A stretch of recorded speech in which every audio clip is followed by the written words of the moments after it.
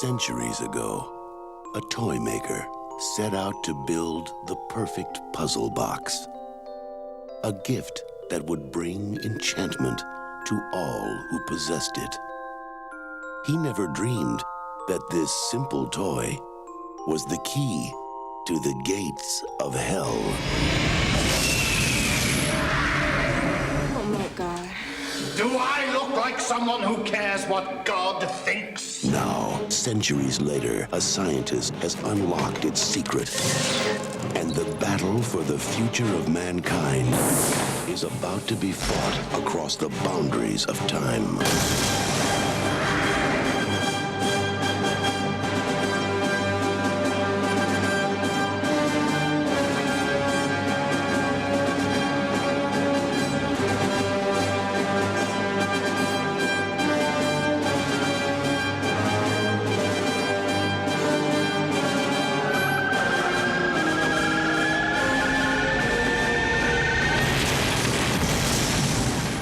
Welcome to Oblivion, Hellraiser, Bloodline.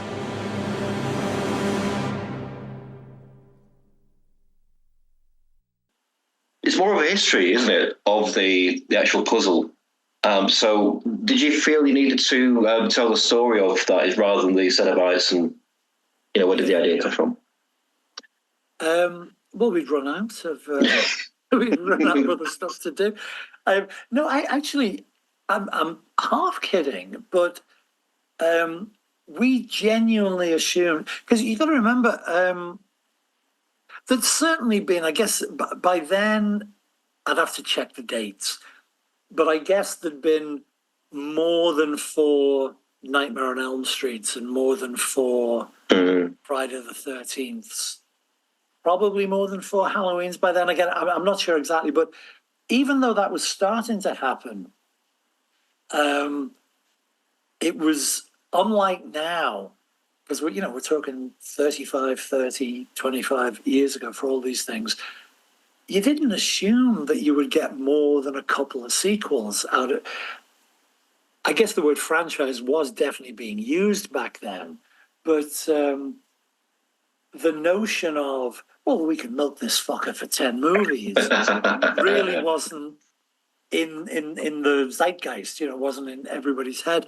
So for whatever reason, I think we had all consciously or subconsciously, we just assumed, well, a trilogy, that's it. That's what you get to do. You do 3 movies.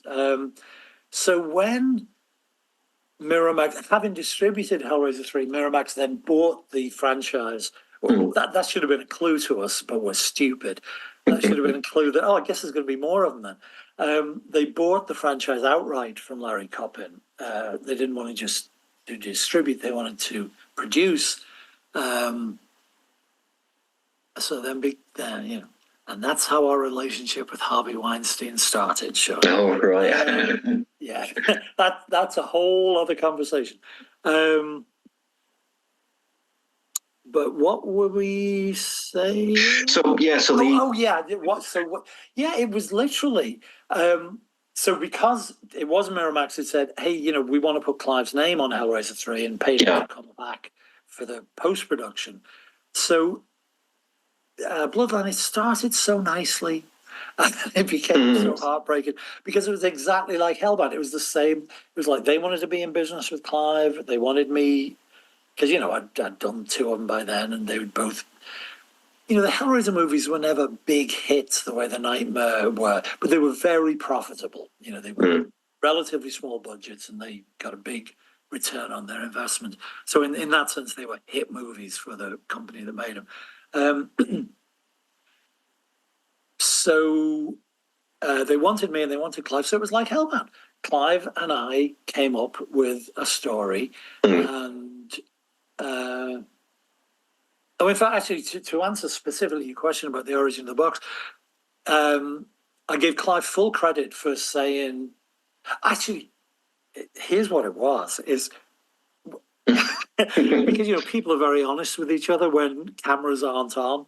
And so when Clive and I sat down, it really was a case of, what the fuck are we going to do? Somebody opens the box, Pinhead fucks them up, they close the box, So Clive said, well, why don't we do an anthology? Why don't we tell 3 different stories in 3 different time periods? And I instantly thought, well, that's a good idea, because you have a nice tight little narrative there, and you don't have. And so the 3 time periods was Clive's idea, and good one. But what I will proudly take credit for is the 3rd one was always going to be Pinhead in space.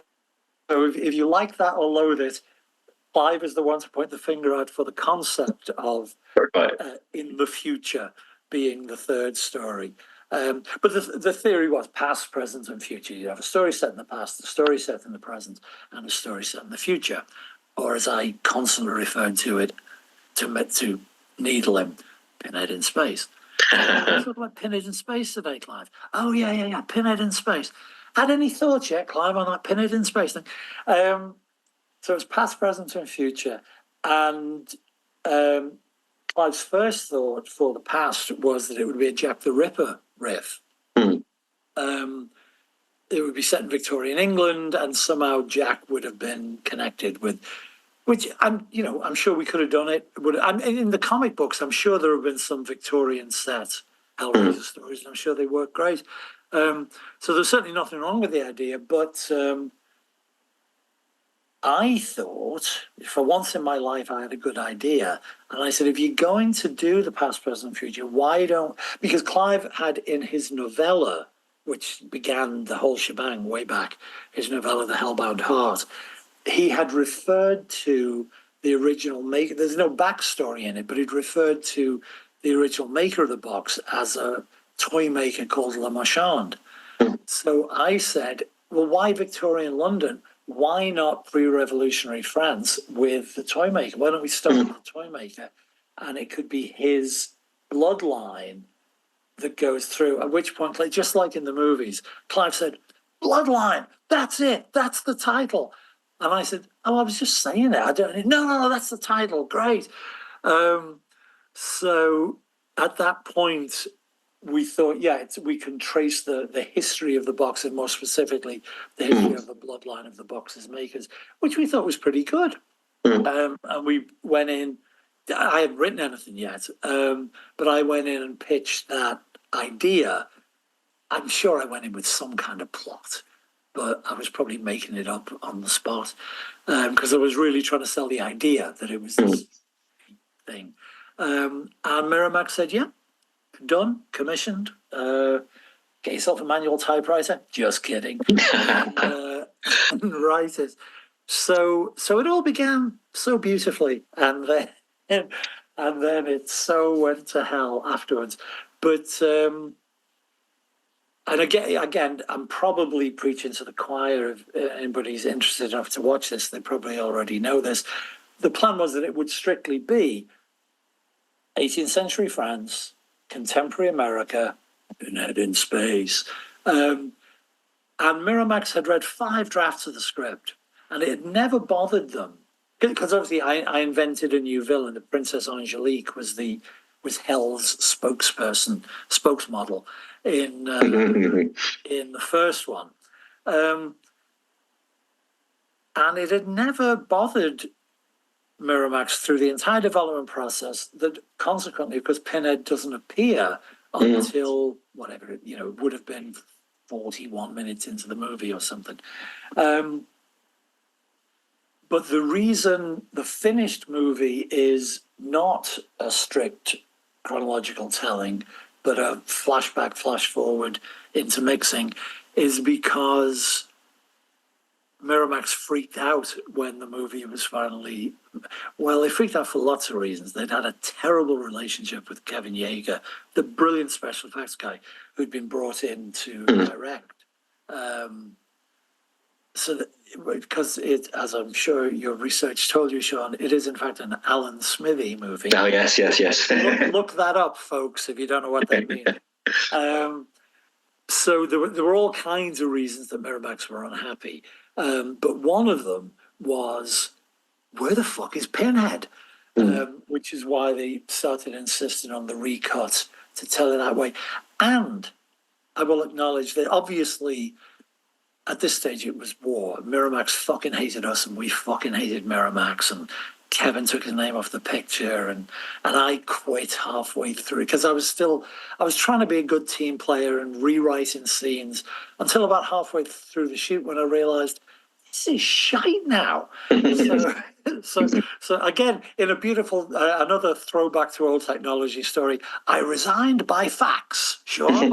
I faxed off my letter of resignation to Miramax and Clive's company. And anyway,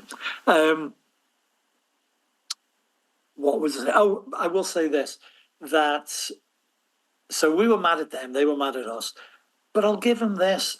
We were probably too much in our bubble to think about something, which is this. We thought by then we were making Hellraiser movies for Hellraiser fans who had seen all three previous movies, knew the mythology, possibly even read the comic books because we were doing the comic books by now as well.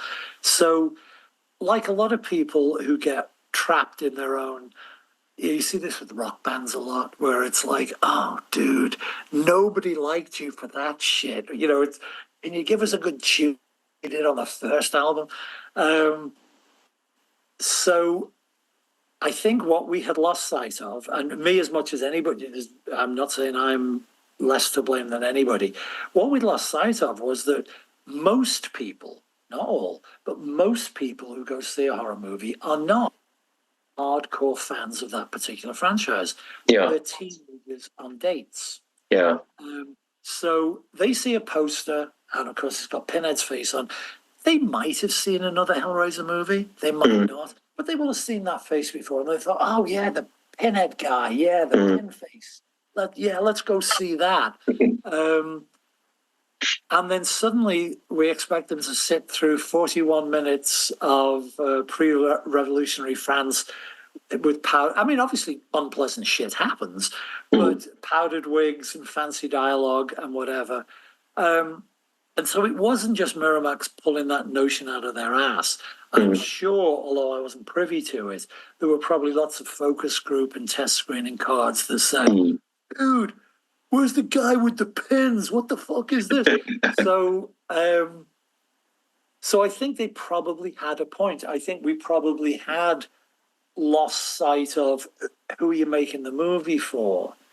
If it had been a TV show, then of course, you know, by season 3 or season 4, you can start playing games because you can sort of assume that your audience is au fait with the mythology. But you really can't necessarily assume that if your movie's going to open in a multiplex in malls across America, you can't assume that they all come in with their cliff notes. You know, oh, yes, Le Marchand, I believe he, you know. So I'll give them that. I resent giving them anything, but I'll give Miramax that. They probably made a point about that. But again, I would reiterate, it's not like they didn't know. They'd read 5 drafts of the script, and it had always been chronological. Anyway, then they fucked Kevin Yeager over, and what a terrible experience that guy had. The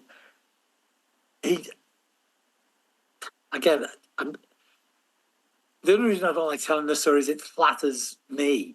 But the only reason they got Kevin to agree they approached Kevin, and he said, and who can blame him? I don't want to make my directorial debut with the 4th installment in a second tier you know, because Kevin had worked on the big franchises. And so he wasn't going to do it. And then, well, so I'm blushing, but they sent him my script, at which point Kevin said, fuck, this is great. God bless you.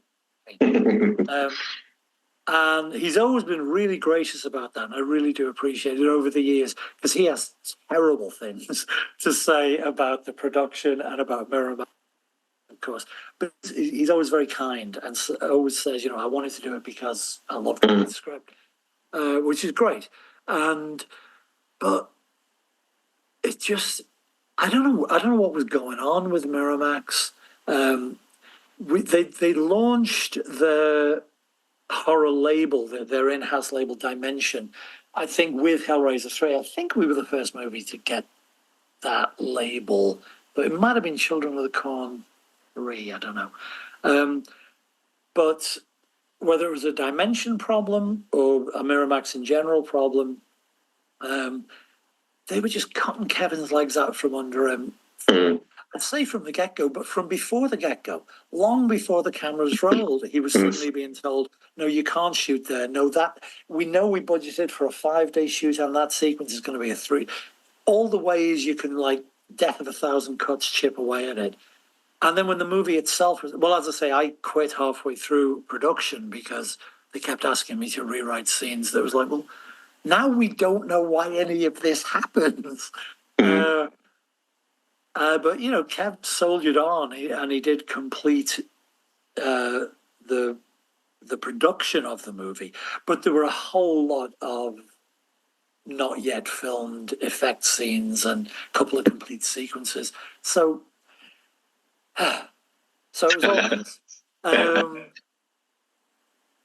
And that's why Bloodline was Bloodline. And the weird thing is that these days, and again, I'm really only talking about rather Hellraiser fandom rather than horror fandom in general. In Hellraiser fandom, Bloodline's kind of been redeemed now. I mean, I still think it's a terrible mess. And I didn't watch it for 25 years. But I saw it again because, you know, they just did a Blu-ray release of all 4 of the theatrical movies. And they wanted me to be part of the commentary track for number 4. So I thought, I guess I'll have to watch it again. And I still think it's a mess. And I still think there are things missing. But I'd forgotten because, and again, I'm not going to name they let the first director of photography go and brought in, I think at my suggestion, Jerry Lively, who shot Hellraiser 3 for us.